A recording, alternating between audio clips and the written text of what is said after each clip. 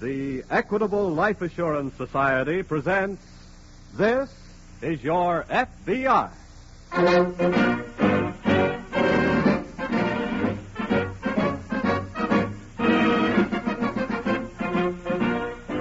This is Your FBI, an official broadcast from the files of the Federal Bureau of Investigation, presented as a public service by the Equitable Life Assurance Society of the United States and the Equitable Society's representative in your community.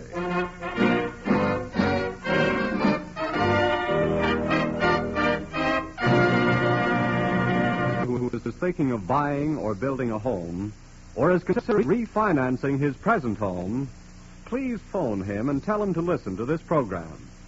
For in a few minutes, our sponsor, the Equitable Life Assurance Society, will give facts and figures about America's finest plan for home ownership. Every family will want to hear about this great Equitable Society plan which saves money and gives special protection to home owners.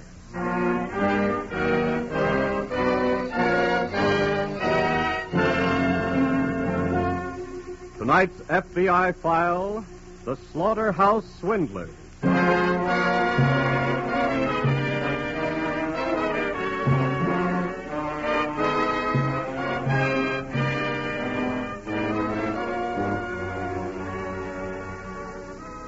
Professional criminals are avowed enemies of society, and as such merit the full penalty prescribed by the laws which they violate. But so-called good citizens who conspire with criminals to violate the law for personal gain are the Benedict Arnolds of society, betrayers for profit of the respect and welfare of those whom they would call fellow citizens. And as such, they merit the contemptuous kind of moral condemnation that is reserved for all traitors.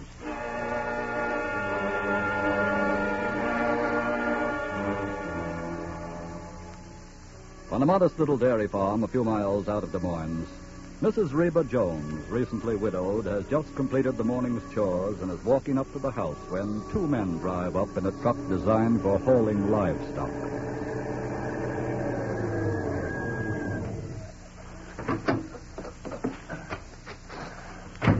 Good morning, ma'am. Good morning. Are you Mrs. Reba Jones? Yes, sir. Well, my name's Latimer, and this is Mr. Randall. Oh. We're inspectors for the Department of Agriculture. Oh, how do you do? Hello. What can I do for you? Well, I hate to tell you this, Mrs. Jones, but we're here on a kind of unpleasant mission. What's wrong? Well, the dairy company you sell your milk to has just reported to us a very unfavorable bacteria count on some of the milk from here. Oh, but they never said anything to me about it. Well, it's their duty to report to us first, Mrs. Jones, and our duty to check on your cow. Oh. You see, a lot of the dairy company's products are sold across the state line. And that makes it Uncle Sam's business to see that the quality meets federal standards of purity. Oh, of course. Mrs. Jones, how many cows in your herd? Well, there's only 12 heads. Mm-hmm. You going to test them now? That's right. And if you find some of them's diseased... Well, we'll have to condemn them. Oh. Yes, we'll have to take them with us, Mrs. Jones. But we're authorized to pay you a condemnation fee. But I just can't afford to lose any. Even with the whole herd, I just barely make a living from them. Well, you wouldn't want to sell milk that you knew to be diseased, would you? No. Of course not. The herd is down the pasture now. I'll go and get him into the barn for you. Oh, thank you. Thank you, Mrs. Jones. Well, she fell for it okay. We should clip her for the whole herd. Come on.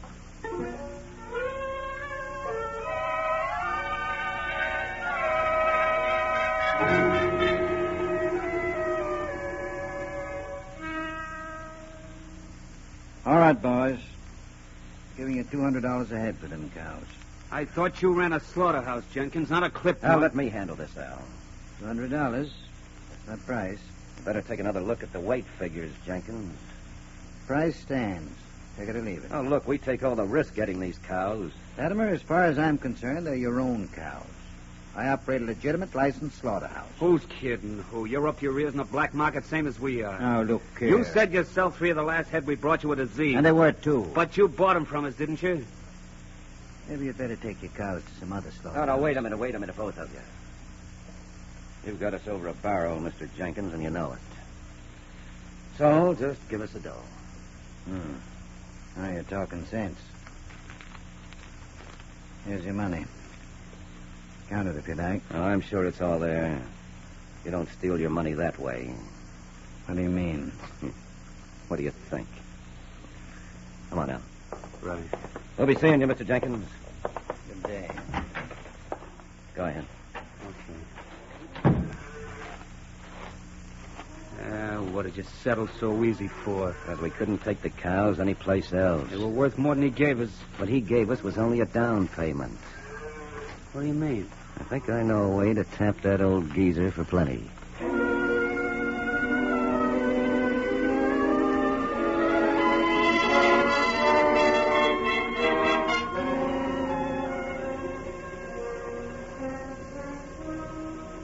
It was a little earlier that same day when Special Agent Meade of the Des Moines Field Office of the FBI entered the office of Agent in Charge Clark.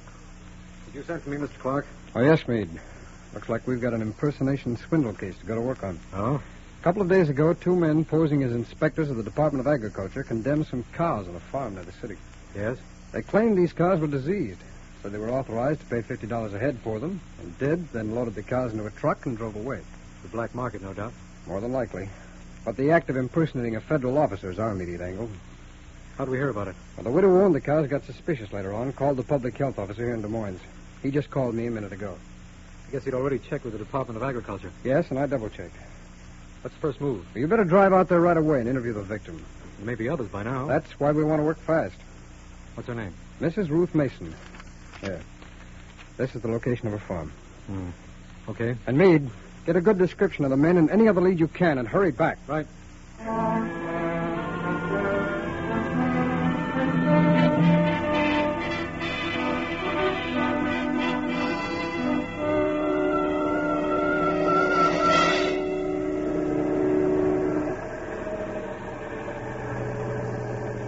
All right, Al. Pull up in here by the stock pens. Right. There's old Jenkins coming out of the office now. Okay, stop the truck. We better get our dough for these cows before we spring the other deal on them. Shut up, here he comes. Now let me do the talking. Okay. You fellas seem to be working pretty fast. Yeah, we don't believe in letting the grass grow under cows, Jenkins. 5 dead, huh? Pretty good-looking stuff, too. Good change. Where'd you get them? Ain't you forgetting what you said? As far as you're concerned, all the cows we bring belong to us. All right.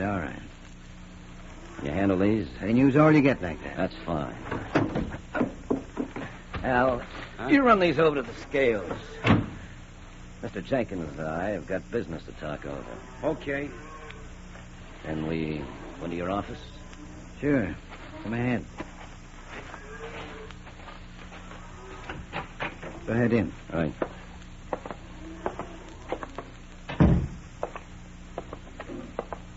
Well, what's on your mind, Latimer? You said you could handle all the cows we could get as good as those in the truck. That's right. Could you handle, say 150 hen? Where are you going to get that many? Could you handle them? Certainly. Well, then I can get them all right. There's just one hitch. What's that? Money. I don't get you. Now, look, we lay out cash for them animals. We ain't getting no 150 head unless we put the dough on the line. Oh. So, where do we get the cash? How much would they cost? Me or you? Hmm? Well, I'm supposed to make a profit, you know. And how much would they cost you? About 100 a head.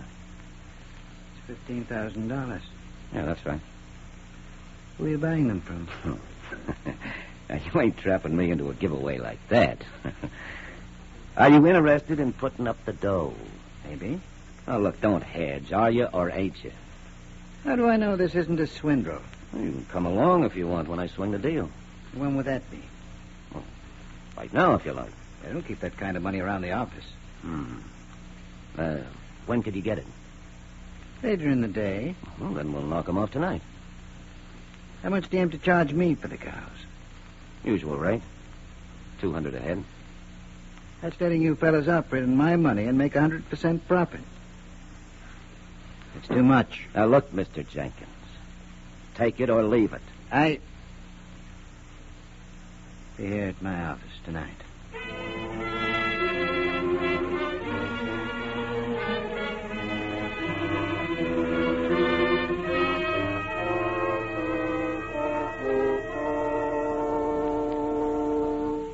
Can I come in, Mr. Clark? Oh, yes, come ahead, Meade. You talked to the woman out at the farm? Yes.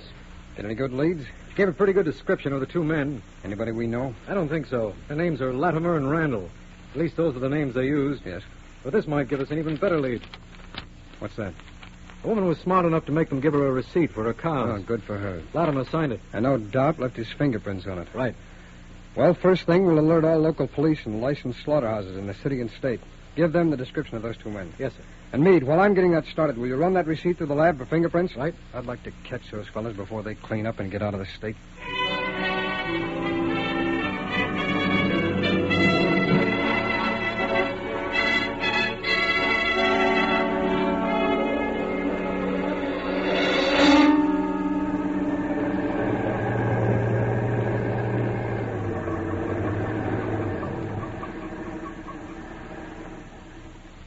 All right. Cut the lights down. Okay. Good. There's a light on in Jenkins' office. Guess he's keeping our date, all right. But will he have the dough with him? Well, sure. Why not? He didn't guarantee it this afternoon. Yeah, this sounds like too good a touch to him. He'll have it. Now, come on.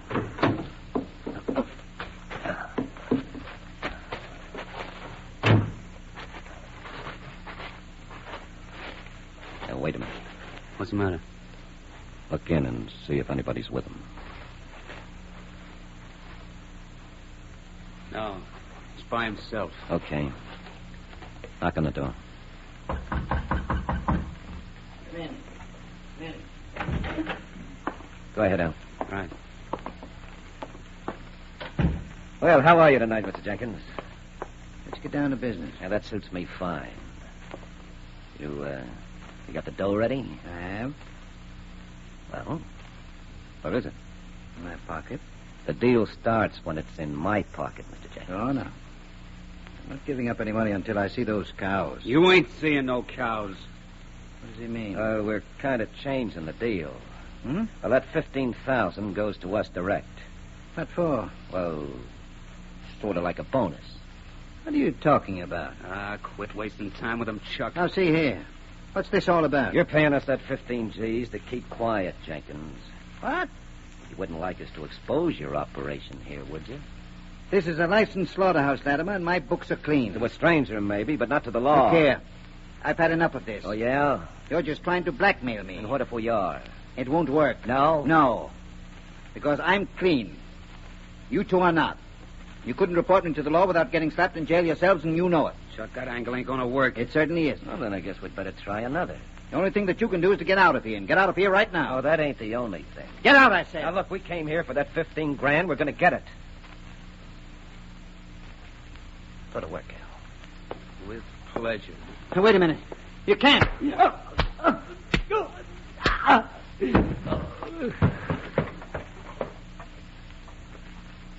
Now, if you'll grab his wallet, Al, we'll turn out the lights and close up office for the night.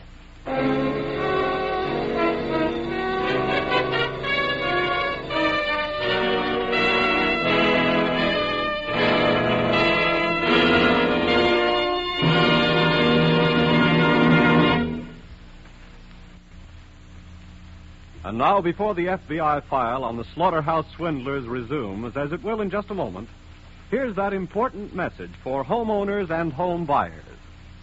This week at the Equitable Life Assurance Society, we were talking about how a man feels when he lives in a home of his own. And someone said there's nothing like it. When you light that first fire in your fireplace, it's not like any fire that ever warmed you before. And the first flower you grow yourself in your own garden has a sweeter scent than any flower you ever smelled before.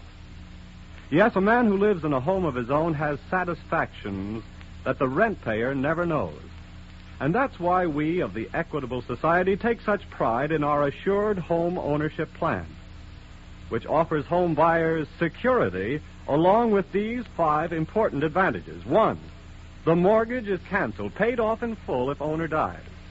Besides, every dollar previously paid on principal is returned in full to the widow along with a canceled mortgage. 2, a special cash fund is built up, ready to be used if financial emergencies threaten the home. 3, this cash fund increases as the mortgage shrinks. It can be used to shorten the term of the mortgage, pay off a 20-year mortgage, for example, in as little as 14 years, saving 6 years' interest. 4, mortgage interest not at 6%, not at 5%, but at only 4%. 5, liberal allowance to cover title search, lawyer's fees, and other closing costs. No broker's commission, no bonus charges. Well, frankly, there is no other plan like this anywhere. The Equitable Society calls it America's finest plan for home ownership. It protects you against the 2 major hazards of home mortgages, death and hard times. So if you're planning to buy or build a house, or if you now own a home, get complete information on the Assured Home Ownership Plan from your Equitable Society representative. That's the Equitable Society. EQUITABLE. The Equitable Life Assurance Society of the United States.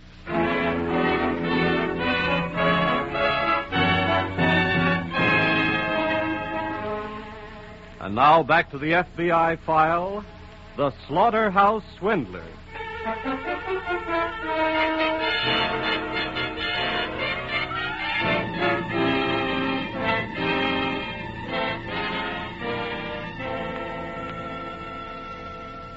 The professing good citizen who consorts or conspires with professional criminals to violate the law for personal gain is not only flirting with justice at the hands of the law, he is also courting personal disaster at the hands of those with whom he conspires.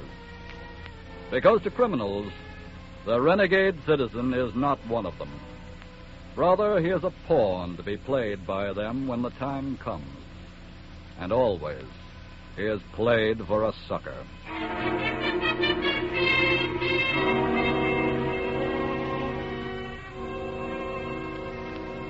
It is nearly 2 hours now after the slaughterhouse operator, Jenkins, was beaten into unconsciousness by the cattle swindlers and robbed of $15,000. Agent in charge Clark of the Des Moines office of the FBI is at his desk talking with Special Agent Meade when... Clark speaking. Police headquarters, Mr. Clark. This is Sergeant Eaton. Oh, hello, Sergeant. We've got something that may tie in with those 2 men you're looking for. Oh? Well, just a minute. Meade. Yeah? Get on the other phone and catch us two, will you? Right.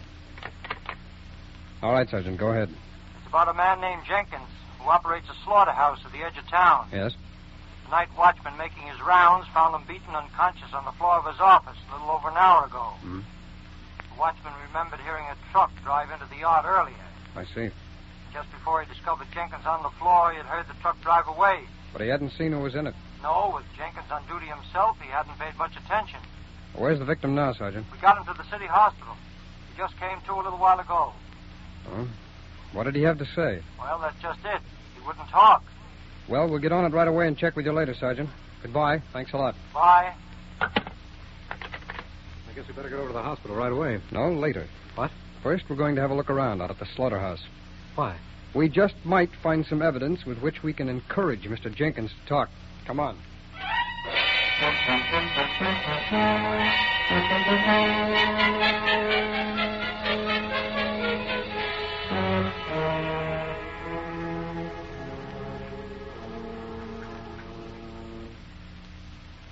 I told the nurse not to let anybody else in my room. We're special agents of the FBI, Mr. Jenkins. Oh, that's so. And I have nothing to say to you either. This is my affair. We have reason to believe it's our affair, too. What do you mean? We've just come from your slaughterhouse. What were you doing there? Investigating the crime. Crime? What crime? Crime that's put you in this hospital. Now, look here. Well? I have nothing to say. All right, then, we have. We happened to run across a special memo of some cattle transactions which were not entered in your regular ledger, Mr. Jenkins. Well, what of it? You trying to tell me how to keep my books? Maybe the government will get around to that later. What do you mean? Right now, we're interested in finding 2 men named Latimer and Well? Some of those special cattle deals, according to the memo, were made with them. What of it? Latimer and Randall are wanted for cattle swindling by posing as agents of the Department of Agriculture. They were just cattle dealers to me. And you bought the cattle they obtained by criminal methods. As far as I was concerned, the cattle were their own. Mr. Jenkins, I'd like to point out that we're in a position to justifiably charge you with conspiracy for receiving and selling property obtained by criminal methods. But how can If you're brought to court, you would have to explain your books and special memos and all your slaughterhouse operations to some experts who might find something wrong with them. Well? What do you wish to know? Where are Latimer and Randall? I don't know. Who beat you up tonight? They did. Why?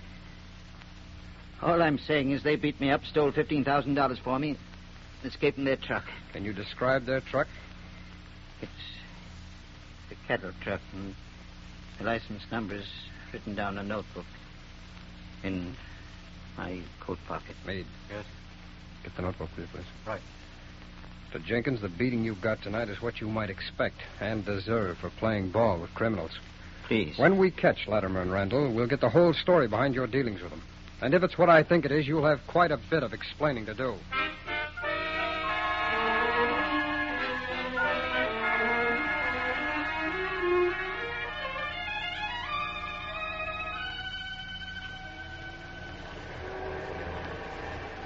Hey, wait, slow up, Al. Come to a fork in the highway. It's okay. We take the left turn to Kansas City. How do you know? I marked out the whole route on that map there. Okay, then keep going. Hey, Chuck. Yeah? Maybe we ought to get rid of this truck. Maybe it's getting hot by now. Yeah, I've been thinking of that already. So what do we do? The next town we hit, we kiss it goodbye and borrow somebody else's car.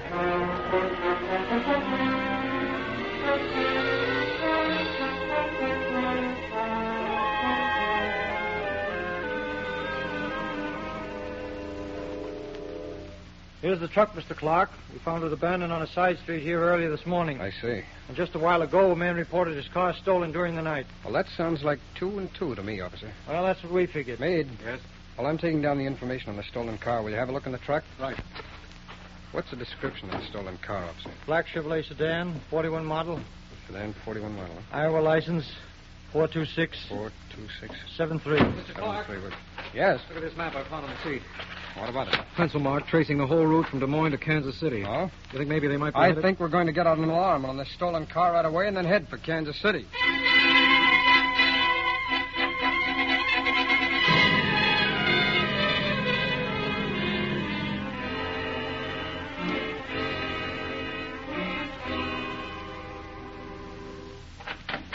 Okay, Al, we didn't come to Kansas City for a rest. Now, let's get busy. On what? I got a slaughterhouse all lined up to do business with us. We ain't got a truck. Well, we're going to use one of theirs. Okay, where do we go first? Well, we're following our same plan. I got number 1 spotted. Come on, let's ride.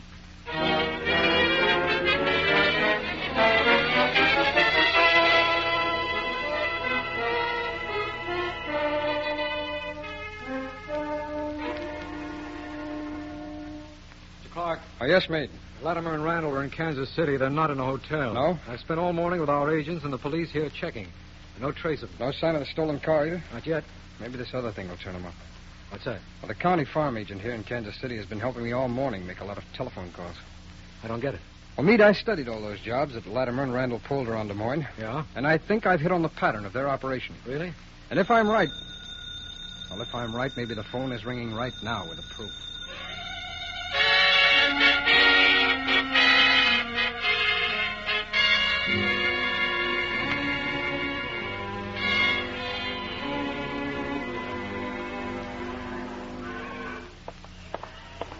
Well, Mrs. Gilmer, we're sorry to have to report that we find 5 of your cows diseased. Good heavens, Mr. Latimer. That's going to be quite a blow to me. Well, the 5 head won't be a total loss to you, however. What do you mean? Well, as I told you when I made the appointment for this test, we're authorized to pay you a condemnation fee. Well, at least that's something. Come on, Randall. We'll start loading the cows in the truck. Okay. Those cows are staying right here, Latimer. But who says? What's the idea and who are you? Special agents of the FBI. You want to hear any more? Put up your hands, G-men. Sure, Randall. Sure, we'll put up our hands. Maybe you won't object if I use mine like this. Here, Meade. Take his gun. Right. Thanks for cooperating with us, Mrs. Gilmer. And thanks to you, Latimer, for your policy of cheating widows only. It made it a lot easier for us to catch you. Come on.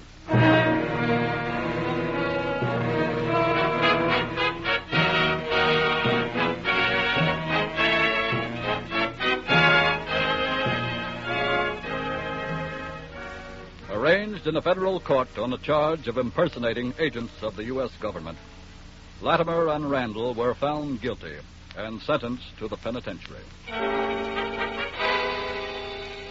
The findings at their trial also enabled FBI agents later to bring the slaughterhouse operator Jenkins to justice and bring about his conviction on a charge of conspiracy. Latimer and Randall, as professional criminals, were enemies of society, but Jenkins a professing good citizen.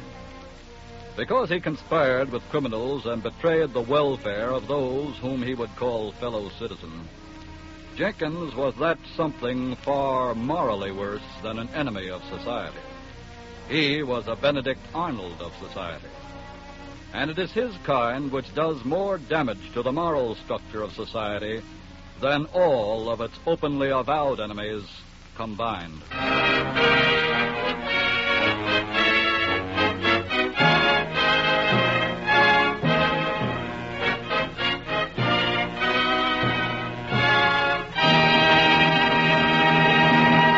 And now, before we tell you about next week's story from the files of your FBI, may I remind you that the Equitable Society's Assured Home Ownership Plan is a money-saving plan every step of the way.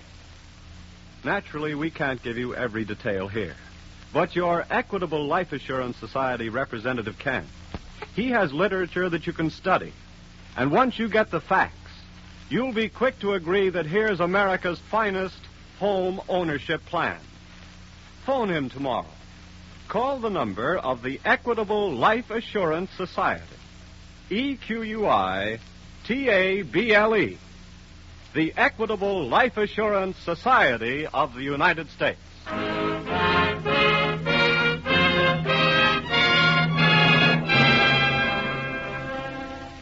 Next week, we will bring you another colorful story from the files of the Federal Bureau of Investigation, The Sinister Lighthouse.